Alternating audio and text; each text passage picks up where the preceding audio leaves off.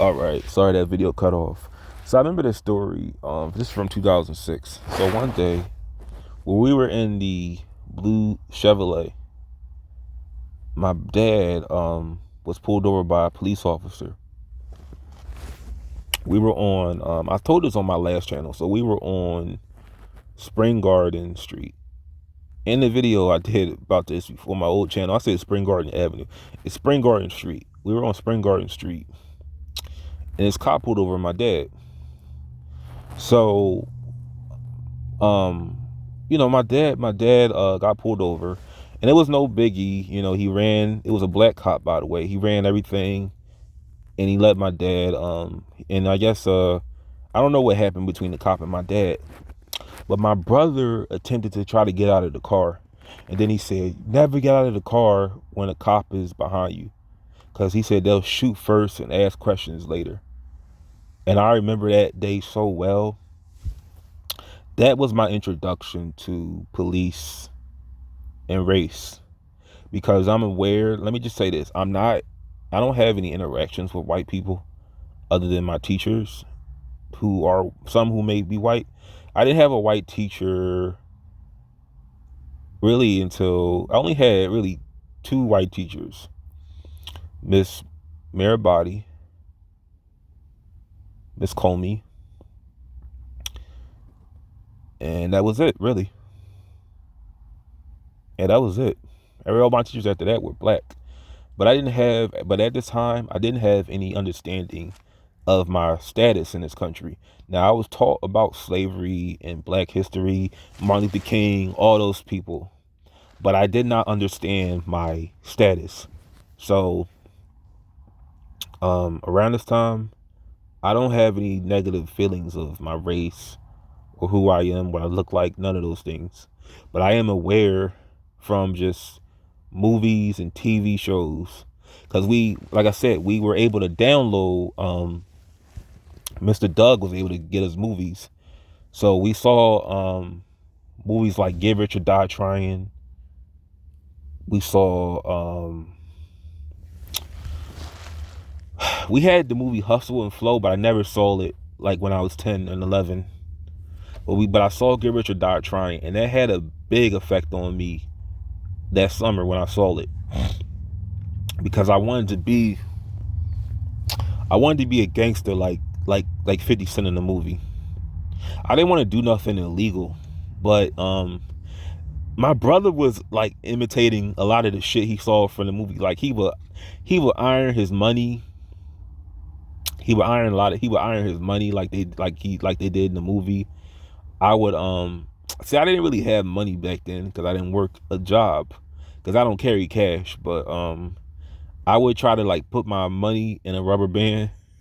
I would put like little ones in a rubber band. Cause this is how much like effect that hip hop culture had on me. Playing games like Def Jam Vendetta, and I believe around this time, like I'm all over the place with this video, but like 2006, man, this is when I believe, because we have Comcast, this is when Rhapsody, the website, is available on our computer. So I'm enlightened on all the rap music that every artist has to offer me. So I would just remember like the rest, like the game Def Jam Vendetta. I would just type in like a character on there, like the first time I heard Eminem, I didn't know how to spell Eminem. I thought it was just M and M, like M&M's. That's how it was spelled. Cause I was like, who is Eminem? And then I was just introduced to like Redman, Method Man, Dr. Dre, 50 Cent, Keith Murray, Capone, Nori, some 90s rappers like Too Short. Like it was a lot of songs I listened to that year on Rhapsody, because we had a free trial where we could listen to the whole song. See, when you didn't have the free trial, you only get the 30 seconds of the song.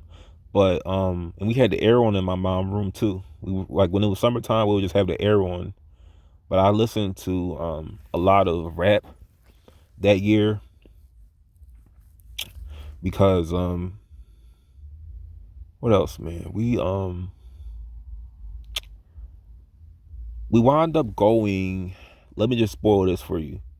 So I had I'm going into 2006 now. I'm gonna tell you what I did the summertime '06. So I'm beginning to gain weight a little bit. I'm getting a little chunky, and that's because, see, my dad and I would eat out a lot. We were eating out like a lot. We go to like IHOP, Cracker Barrel. Um, Whenever we went to New Jersey to see my aunt, we would always eat out afterwards, and I think that's why how I put on some weight. But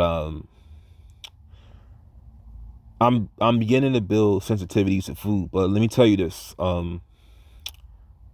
with the exception of like Delaware and New Jersey, that doesn't really count because they're not very far from Philadelphia. But we take a trip to Virginia Beach. That's our family trip to we stayed at like a really nice hotel for like 5 days, man. It was so well, you know what? We stayed at a Days Inn hotel. We rented a car, and I remember we had Massachusetts license plates. I was telling people that I was from Massachusetts instead of Philadelphia, but I was meeting kids of all races, and it was. And let me tell you this: going to amusement parks was my only interactions with other races of people, because like I told you, my schools were black, my neighborhood was mostly black, most of the whites that lived there were gone, and because like I told you, the kid Franklin was gone, Anthony was gone, the white girl was gone.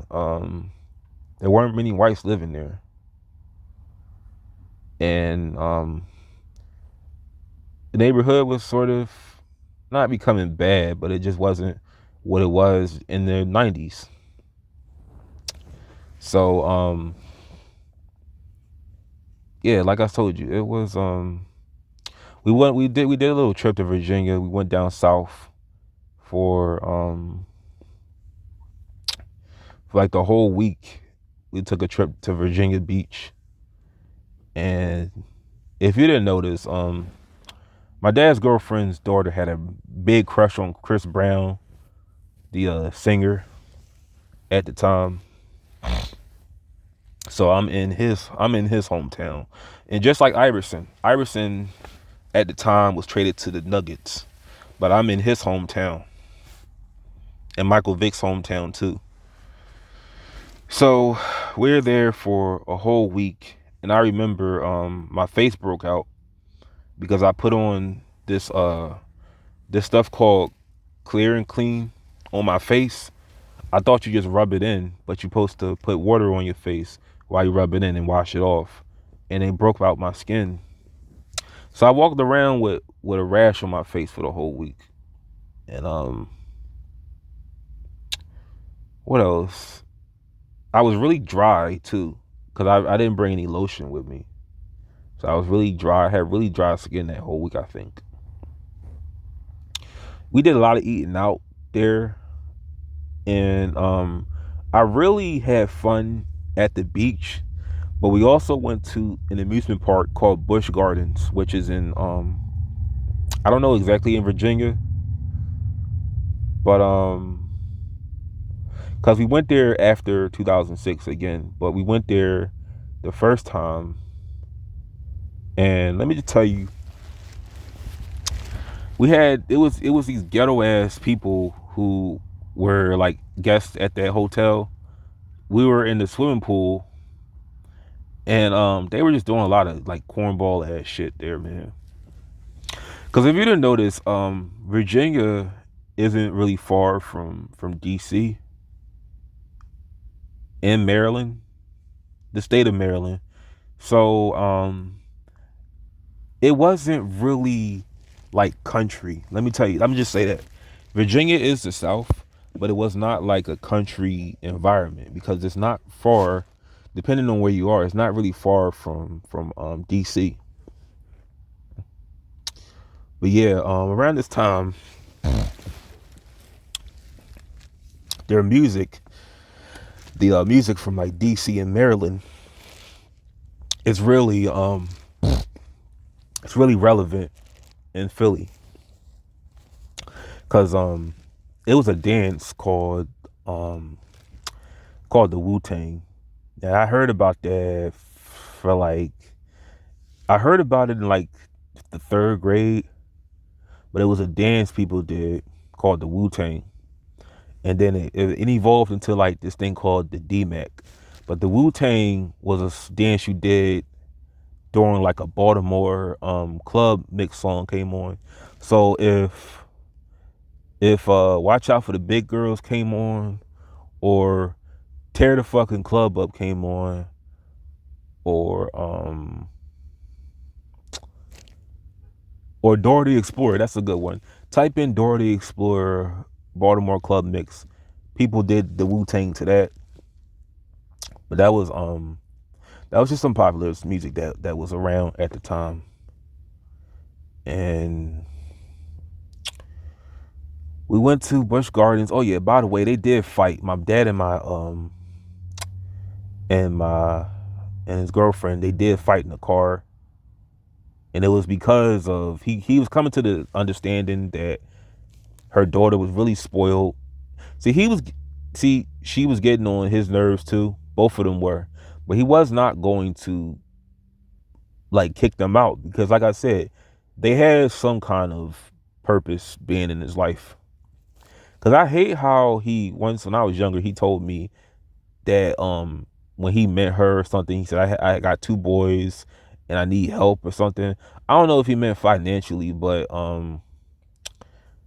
it just would have been a lot better if he raised us by himself. But knowing the person that he is, I don't know how things would have turned out. Cause if he got rid of her, he probably would have found somebody else. To be honest, to be totally honest, he probably would have found somebody else. But 2006 was a good year for cartoons, mostly SpongeBob, because I hate to say it, but I'm growing out of cartoons that I once loved. Because around this time, Jimmy Neutron is coming to an end. The Fairly Odd Parents is coming to an end because they're not showing any new episodes. I'm just seeing reruns. You know, Hey Arnold isn't appearing on Nickelodeon anymore. Rocket Power isn't appearing on Nickelodeon. Drake and Josh is my favorite show, one of my favorite shows now. SpongeBob is, but it's not really as great as it once was. You know, I'm not finding SpongeBob to be funny anymore, entertaining. I feel like I'm growing out of it. There's a show called Yo Mama that appeared on MTV early 2006. That's becoming a favorite show of mine. I'm starting to transition towards reality shows like Yo Mama on MTV. MTV Cribs, of course. I'm watching Cribs a lot. And this show called Beavis and Butthead, I find hilarious. And Celebrity Deathmatch. Um, I'm slowly also don't mind watching video countdown shows like Sucker Free and MTV Jams. That's a channel on my box because a song called I remember on my last day of school they played my last day of school of 5th grade when I'm going to the award ceremony, and this is when I tripped walking up the stage to get my award for perfect attendance. I remember Lupe Fiasco's song Kick Push appeared on MTV Countdown, and I just kind of remember that so well, man. Cause I left the house around like 7, and it was the last day, man. That's when you just go for your awards, and they would get everybody to stand up and say, "Stand up the new 5th grade, stand up the new 7th grade, stand up the new 8th grade. You guys are the leaders of our school." And um, like I said, '06 was just my beginning. It was the genesis of growing out of cartoons. I'm transitioning more into reality TV a little bit. And what else? I'm eating out a lot now. You know, I'm not like starving or anything, but I am getting taller because I'm like 4'11". I'm like 5 foot. I'm like 5'2", 5'3", around the ending of 2006, and also around that year when I was at Virginia Beach, I got my first skateboard. I think that Lupe Fiasco's song may have had a little influence on me getting that skateboard. I don't know.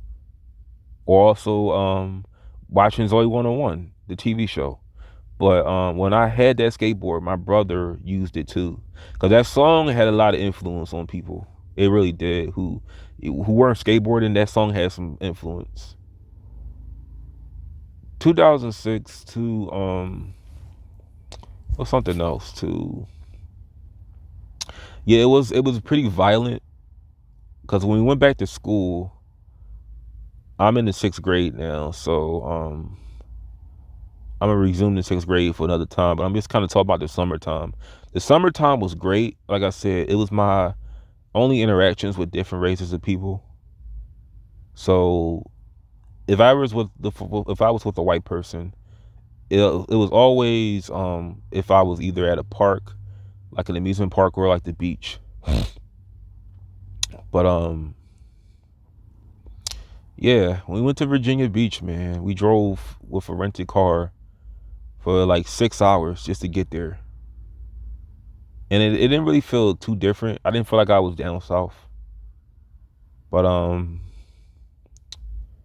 yeah. And I remember we made sure that the cat had enough to eat for the whole week. We had like a big ass bowl where he was able to get where he was fed for like the whole week. And yeah, that was pretty much it. I we had an alarm system, so if somebody were to break in our house, that would go off. And yeah, that's pretty much it, man. Because think about these kind of stories, it is positive energy, believe it or not. But I do want to talk about also some of the fights that happened between me and my dad's girlfriend's mom, her daughter. I want to talk about some of the fights in the next video. It's going to be a little hard to talk about, but I'm going to talk about them anyway. Peace.